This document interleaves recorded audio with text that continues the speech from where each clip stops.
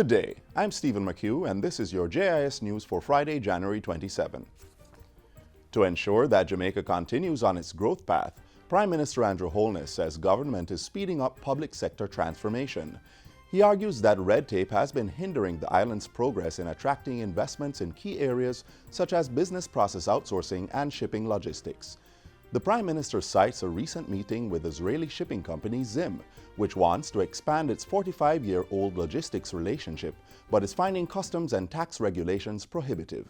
It makes no sense that Jamaica is centrally located as very close to all the shipping routes, and companies who want to locate their businesses here for logistics purposes find that our tax system does not endear or support them in doing so. We are literally just throwing away that advantage. The Ministry of National Security has partnered with telecommunications companies Digicel and Flow to make its Stay Alert app automatically available on smartphones. The app is a crime-fighting mechanism that has a panic mode. When it's activated, it sends an alert to the police that the user is in an emergency situation. It also facilitates reporting of incidents and provides users with the latest news, tips, updates, and other information from the police blotters. National Security Minister Robert Montego says the app, which was launched in February 2014, already has over 40,000 downloads. With this partnership, we hope to move to about 1 million in very, very short order. So I want to congratulate both Flow and Digicel for preloading onto the phone and also making it charge-free. So even if you don't have any credit on your phones and there's an incident, you can use the app. You can get in touch with the police. Minister Montego says the preloading mechanism will become available shortly. He was speaking at a joint press briefing with Digicel and Flow held at his ministry on Thursday. General Manager of Digicel Business Brian Bennett-Easy says the application and over 30 government websites can be accessed on Digicel's network free of cost. Head of Product Support at Flow, Troy Cockings, says persons should consider the application as a personal security feature and download it to their smart devices. The user-friendly software can be accessed at the Google Play Store. The iOS version will be available shortly. 12 additional areas of forests totaling 1,862.74 hectares are to be declared as forest reserves. This follows approval of the Forest Reserves orders during Tuesday's sitting of the House of Representatives. Minister without portfolio in the Ministry of Economic Growth and Job Creation, Darrell Vaz, tabled the orders. He says providing legal protection of forested areas through the declaration of these lands as forest reserves is in keeping with the government's drive to conserve the country's biodiversity.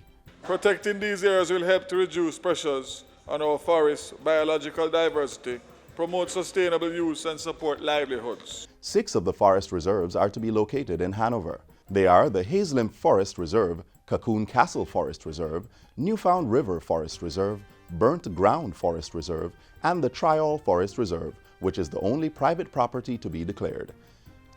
St. Thomas will be home to another 2 protected areas, Blue Mountain 2 and Bowden Pen Forest Reserves.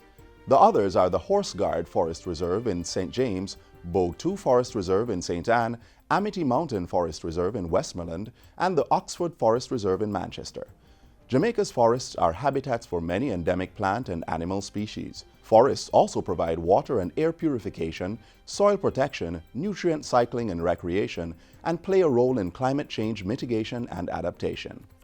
Transport and Mining Minister Mike Henry has pledged his full support to the Caribbean Maritime Institute, CMI, developing into one of the world's leading maritime universities.